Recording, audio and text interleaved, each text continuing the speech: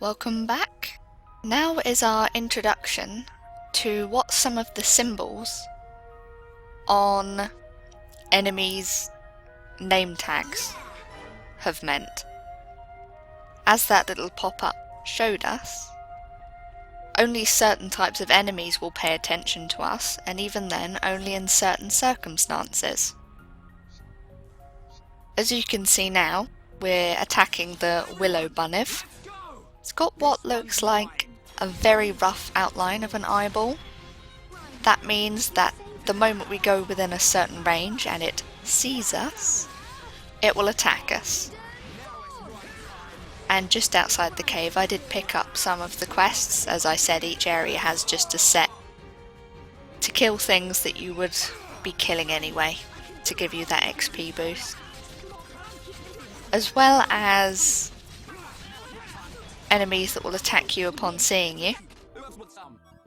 There are some that will do it when they hear you, and how loud you are depends on whether you're walking and running, which is controlled by how much you tilt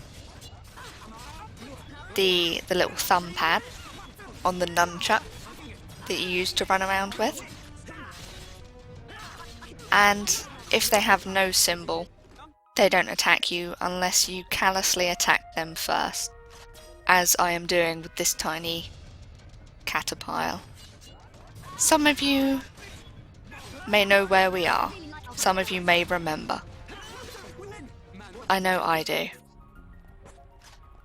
There are some things in life that people say you should forget and get over, but they don't understand. It's easy for them. They haven't been humiliated by a giant, fat, stupid caterpillar. And I have to say, I do hate the way they think they can tell me what to do and act like it's not a big deal. It is. It so is.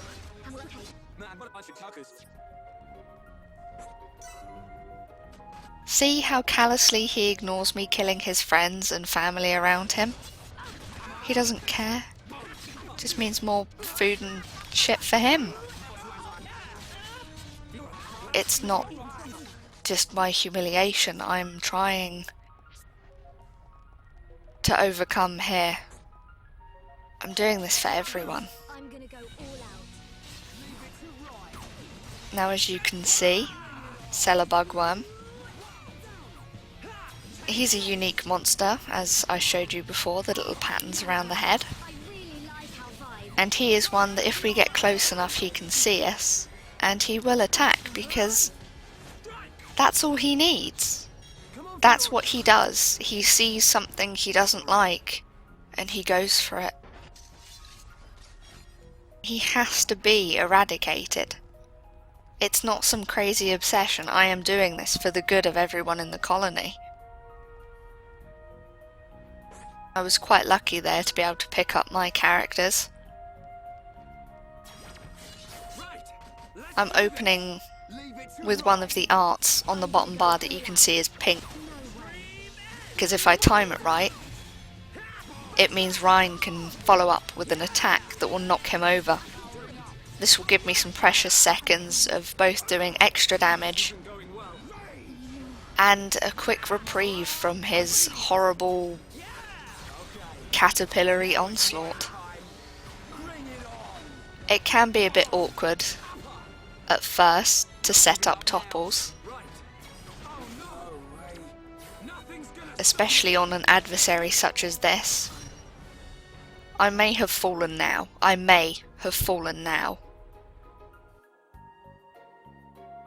But I just need to get stronger.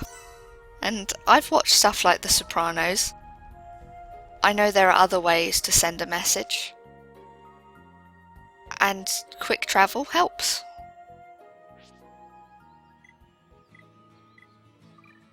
He thinks he can torment us, attack us whenever he goes through the caves. But as big, as strong as he is, he still has a weakness. The same weakness everyone has. And that's family. I don't feel good about doing this. but I don't feel ashamed either. I just feel like this is something I need to do, to start setting things right and to send a message. And also for a chance at some nicer loot, because uniques have a higher chance of dropping special chests. Now, as I was saying before, I do open up quite early on with the pink attack on Shulk's bar, because any attack that's pink inflicts the break status. Break in and of itself doesn't do anything. It's just necessary so that someone can use a topple attack, which we'll get later on, and appear green on the bar at the bottom, the arts bar. Now, it can be problematic early on to set up topple strings, because none of our characters at the moment, obviously, we could control any of them as our first player, but I'm going to stick with Shulk for a bit and then show off Fiora once we've done the caves. But none of them can do the whole chain themselves, so you have to actually start paying attention to what your characters are yelling out. I know in some games this is often quite a pain in the arse, because obviously they're on auto. They're not, you know, we don't set up their attacks, we don't give them cues, they just follow their patterns through in a certain way according to what's going on in battle. But one thing I do like about the game is I never felt hindered by it. There is one character who is slightly unnecessary and a bit weaker than the others, but at no point with any of the characters did I find myself getting frustrated that people just wouldn't use the right spell or something. Not only do you get the audio cues, but say I put break on something and Ryan at the moment is the one who can do topple. He'll pretty much, if it's not on a cooldown, use his topple move straight after.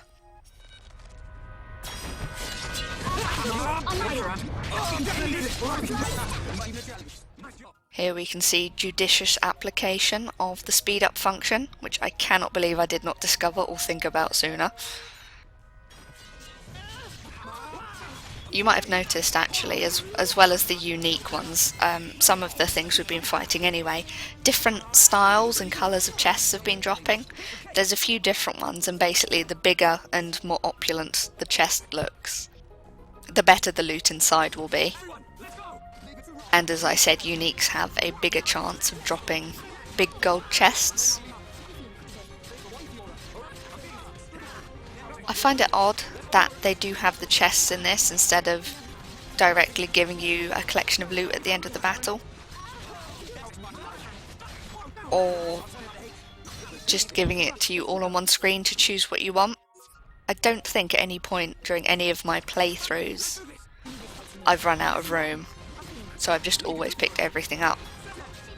Oh, and now we have a new battle ability that's popped up.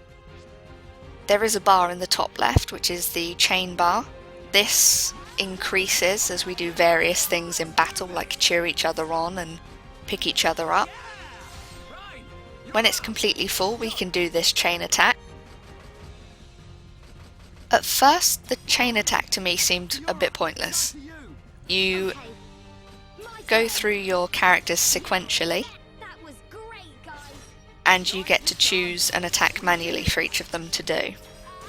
Now early on it's not that big a deal, because each one of you will do one attack and that'll be it.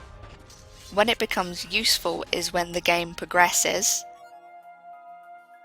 and you get a wider variety of skills. Actually, chain attack is very useful for setting up topples if you need it and you're no good at paying attention to audio cues yet, because I could set up a chain attack, I could use Shulk's break attack, and then it goes to Ryan and I could use his topple attack, and the bad guy will immediately be toppled.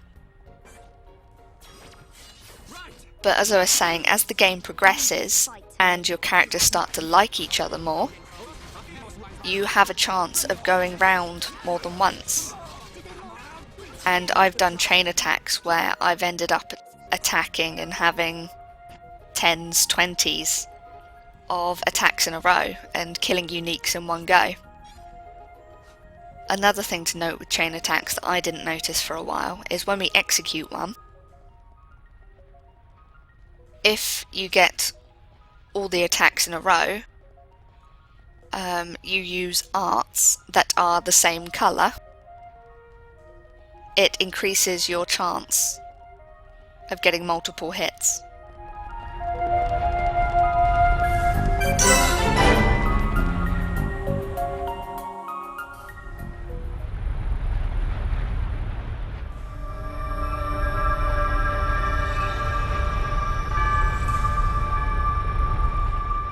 Are these the Magmel ruins?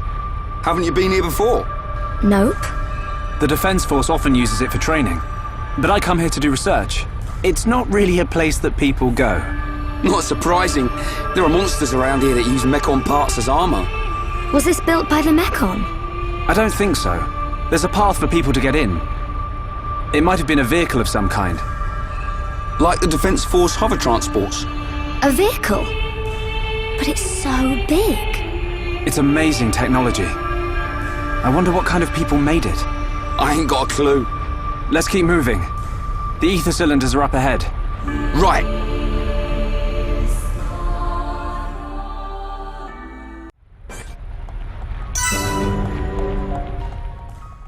So now we've just progressed through an old warehouse that obviously wasn't built by the colonists, as from what we just heard them talk about. It does look very, very worn down and ruined, but as we can see, it's still active. So we've got a big red light going off, and as you can see, actually, they've put details on each of these. They've all got different symbols on. So they're obviously part of a system to indicate different things. We don't know exactly why it's going off, or if it does normally, but it is red. And red's not normally a good colour. It means something's not going to open, like that. Or that the person wearing it's going to die first. More enemies! Or you're bad at photography. I'm sure we'll find out why it's going off. And maybe we'll even find something to do with those symbols further along the line.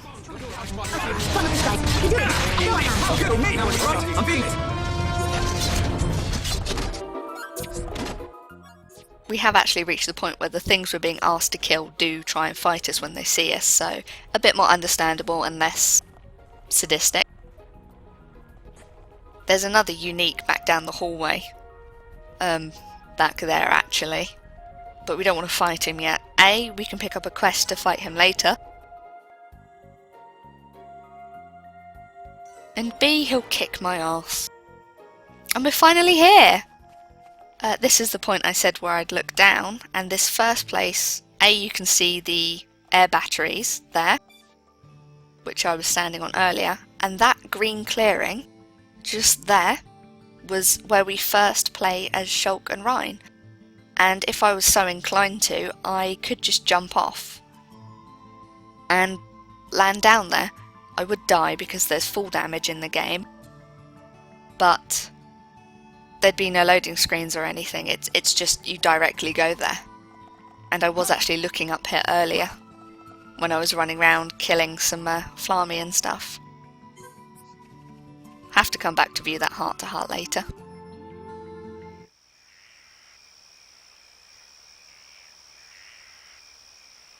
Right here. Thanks for the help, Shulk. I'll start collecting them up. You two hold on a sec. It's full of ether cylinders. Hey, why do we have to come all the way here to get them? Isn't there an ether cylinder fueling station in the colony? Well, refining the ether takes a long time down there, and sometimes cylinderization fails. And there are so many cylinders here for us already. It's more reliable than making them ourselves. Right. And Colony 9's anti-air batteries and mobile artillery are standardized for these cylinders, so they can be used straight away. I see. You know, this place is in good condition considering it's ancient. It might be that there's some form of technology being used to preserve it. It's just a shame we don't understand its secret. Shulk? but I'll solve it one day and show you. If it's just technology that someone created in the past, it's not incomprehensible. We'll come to understand it one day. Don't go trying too hard. We can come and get ether cylinders whenever we need them. Besides, it's a good place for Defence Force training. Yeah, so good that you didn't even want to come here without Shulk to back you up. Anyway, did you collect the cylinders? Yep, all done. Thanks. Just come by yourself from now on. Shh, be quiet.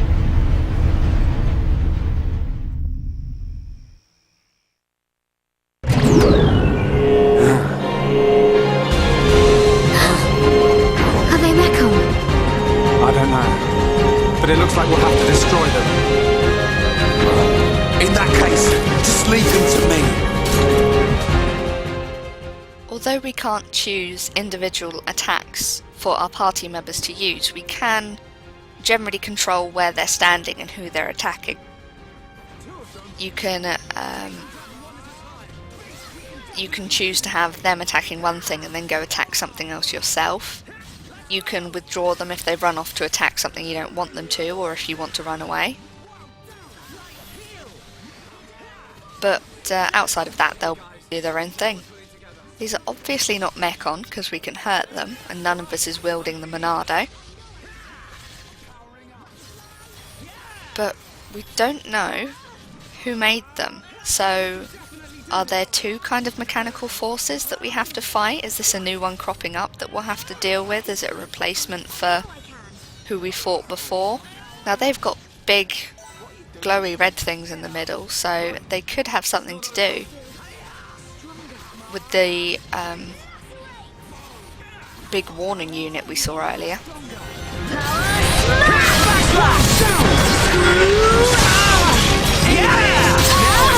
I can do it! I know I can! Now we're getting started. I can feel myself getting stronger! Fiora, are you okay? I'm fine. How about you? I'm alright. Thanks to you and Ryan. What on Bionis were those? I've never seen anything like them. Could they have been Mechon? No. I think they were something left by the civilization that built this vehicle. They didn't seem like Mechon to me. But why did they only show up now? I don't know. But they were probably built to protect this place. They might have been activated in response to something. But I don't think that something could have been us. Please, let's go back. I don't want to be here anymore. Me neither. And we've already got the ether cylinders.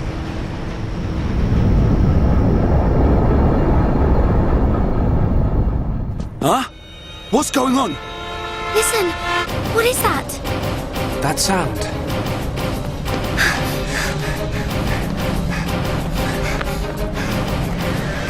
In the sky! Oh, it's a... This can't be! No way.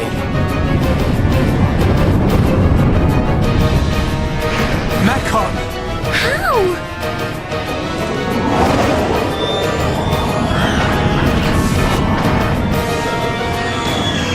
Didn't my brother destroy them all a year ago? Could that defense mechanism have responded to the Mechon? Let's get back to the colony. Come on.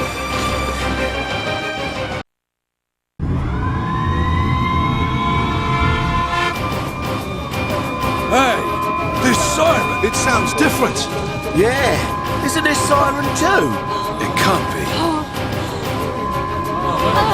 The Mechon. One large Mechon, 10 carriers, and an unknown number of units emerging from the carriers. You idiots! Why didn't you see this lot until they were right on top of us? But sir, we thought the Mechon had all been wiped out. Oi! What's happening? Respond! Anti-air batteries 1 to 3. Why aren't my targeting systems online? Don't let a single one into the colony! Assemble everyone who can fight. Evacuate the civilians to the shelter.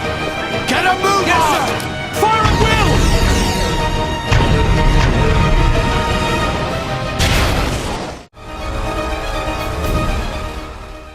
Okay, Okay, remember what I said about being able to jump straight down? Yep, I think this is an emergency that calls for that. Now enjoy the rest of the video and I'll see you next time.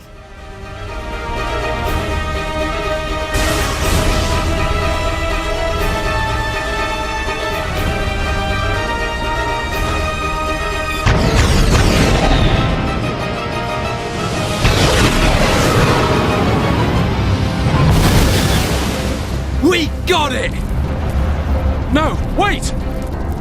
What the? Our weapons don't work on them at all!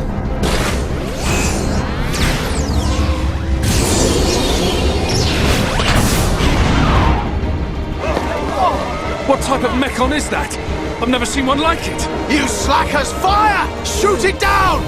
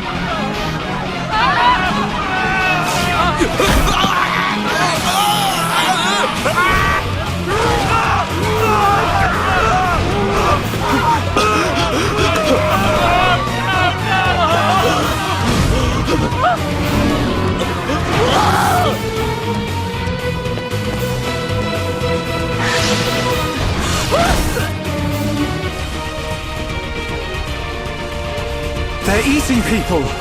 It's horrible. Is Dunban okay? Fiora, go and check on him. Okay.